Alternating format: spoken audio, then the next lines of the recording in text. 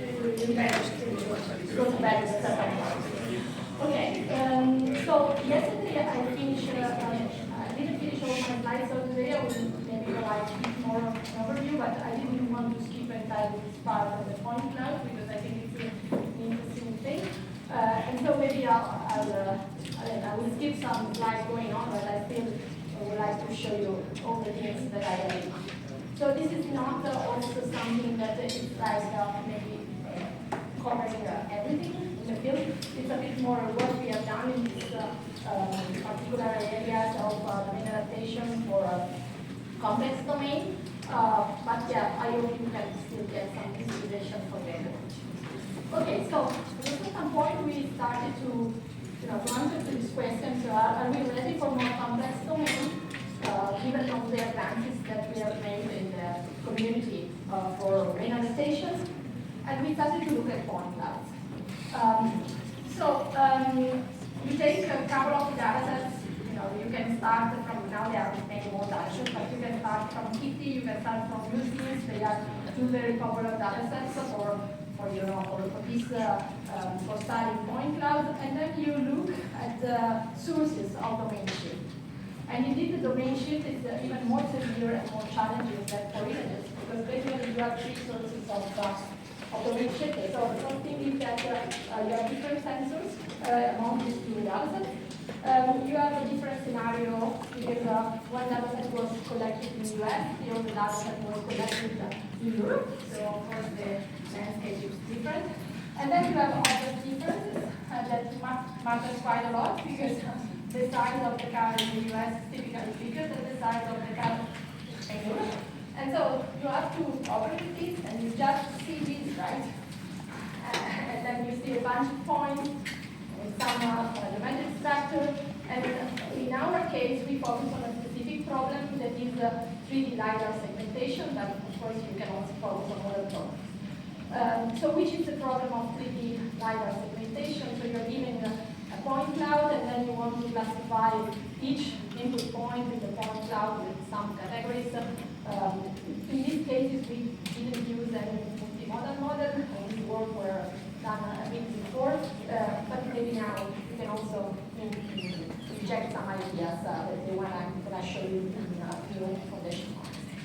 Anyway, the first thing that we try to see is this one. Yesterday I told you that one strategy to address the domain shift is sample mixing. However, sample mixing is very trivial in a 2D domain because you have samples from the source, samples from the target, and then you blend them, and then you have some mixed data that can help your model to generalize. This was done in many works. This picture was taken from this paper. But how do we apply this blending of source and target data into the 3D domain? This is actually not trivial, and this is actually the first question that we try to address in our work. So how do we apply the same principle of improving the generalization text to mixing samples in 3D? This led us to design a first approach for domain adaptation at point cloud that we call cosmics. We are using both data from the source domain and the target domain. We have the same assumptions in domain adaptation, so the source is labeled, the target is not labeled. Of course, you can label the target, but then you have to take care of the noise arising in this category. Now the question is what you can do. So the first thing that we try to do to implement these ideas of mixing and creating artificial point cloud that are both for the source domain and the target domain is that we don't want to use all the points, because some points can be spurious, some points can correspond to some categories. We have a long tail distribution problem for point cloud, so you can't really take random 3D patches of points and stitch them. So you need to be a bit more smarter in the patches that you select. The details are in the paper, but somehow our strategy was designed in order to mostly overcome the long tail distribution problem. Another thing is, how do you mix them together? And to mix them together, we decided to apply two principles. One principle is some form of local augmentation. So you basically take a small subset of points, and then maybe you change the sampling, for instance, so you expand a bit the point cloud. And then we have also some form of global augmentation, where we are basically augmenting the point cloud, taking into account the consistency of the different patches, so they shouldn't be too far away on the semantic structure of the scene. And so with these two principles, we were able to generate additional data that can be used to train our model. And so we have mixed source data and mixed target data. Now you can wonder why we have mixed source and mixed target.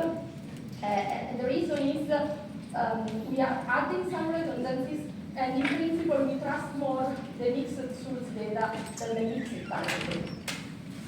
And this principle that we trust more is implemented in the network.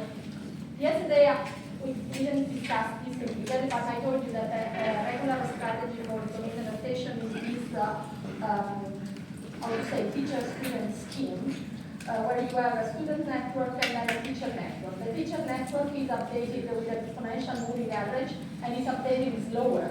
But then it's the network that can provide some extra supervision, and you can use this extra supervision because you can trust this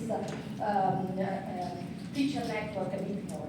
So we had this idea of updating the teacher with this E&E scheme, and then we had the student network, and then we are training this network not only on the original sample, but also on the mixed sample, both from the source and from the target.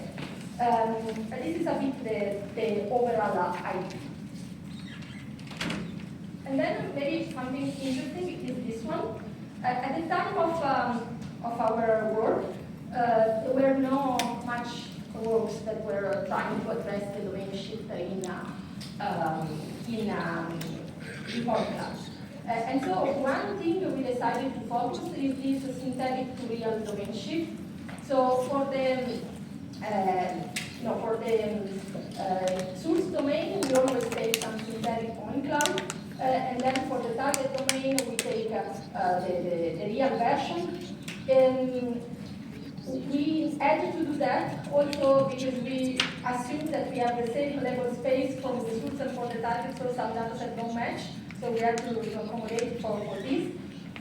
Then what you see in the table, even if it's not underlined, is that the first two rows is ADA and entropy minimization are basically naive application of adversarial approach and entropy minimization approach to domain adaptation. So they are like classical technique repurpose of the point cloud. But then the other three, STPCT and STPCT, are methods that were specifically designed for point cloud. They were the only method designed for point cloud, and they were methods that were accounting for the information explicitly. And so even there, this simple repurposing of the mixing things does a good job. It does a better job on the first data set than the second one. And to be honest, this I don't remember why, but another thing that is also not in the table, we were also able to measure the margin of improvement that we can have. So in the next table that I have, we are also reporting the performance that you can have with target-only data, if the target is annotated. And you see that for this kind of works, actually there is a huge margin of improvements, because whatever technique you can put in place when we go to 3D, still the improvement, still there is a lot of work. Maybe I have in the next branch or other shape. Another thing that we have done more or less simultaneously, so the student said, how do I handle the project? You answer, right? And yes, I'm joking now. So the second thing we tried to do in this point cloud adaptation was a bit more realistic. Because in an autonomous driving scenario, you can't assume that you have the source data, the source annotation, the target data. So you can't, right? Because in practice, what is realistic is this. that you have the source data and the source label that you have used offline to retrain your model. And then you don't have access to the target data entirely. You have access only to the point cloud that you see now. So you need to have an approach that is source-free, so that you just use a training model. And you need also to have an approach that is able to adopt online and not having access to all the target point cloud. So this is, to me, the realistic scenario of 3D LiDAR segmentation, that with the terminology that we introduced yesterday, this is an online, source-free domain adaptation method for 3D LiDAR segmentation. So this is our setting now, and this is our approach. This approach to me is simpler, cleaner, but very working quite well. Okay, so let's discuss a bit the details. So the key of our approach is this green network on the top. That is not our contribution. It's a network that we took from another previous work that were basically computing out of a point cloud a set of geometric features. So this network is fixed, so we are not doing any training on this network, but the purpose of having an extra network is having the information of if a region is flat, or if a region has a certain configuration of points, because then given this information about the 3D structure, we can enforce some constraints on the amount of the pseudo-labels that are computed. So what we are doing on the top part of the network, and what is the most interesting part of our approach, is that we have a method to propagate the pseudo-labels to neighboring points only if there is, and not just to neighboring points, also to faraway points if the geometric structure of the scene is similar. That means that if you have a street region here and a street region there, given the fact that you have similar geometric features, you will have similar pseudo-labels. And you also propagate for neighboring things, and this means massively the pseudo-labels. Of course, there is the negative part that this network for computing features, for computing geometric feature is a bit heavy to write. Yeah, this is the only negative thing. Another thing that is a bit hidden in the plot is that this adaptive selection was something that contains some, let's say, approach for estimating automatically the confidence of the pseudo-labels. So we have an additional part in the model, in the approach, that says, okay, for this pseudo-label, I'm already quite confident, please expand to this one. So we don't choose this seed randomly, we choose them smartly. And then, of course, once we have these good pseudo-labels, we do this part. So we are using a dice loss on the pseudo-labels to fine-tune our network, and then we add an additional loss that somehow constrains the estimation at time t with the estimation at t time -1. The way we decided to constrain is inspired by Maia, by method for self-supervised representation, but I do believe that in any case, any loss that that pushes the representation, the labels to be similar over time t -1 and time t would do a decent job. Still, instead, the key of our approach is the top part.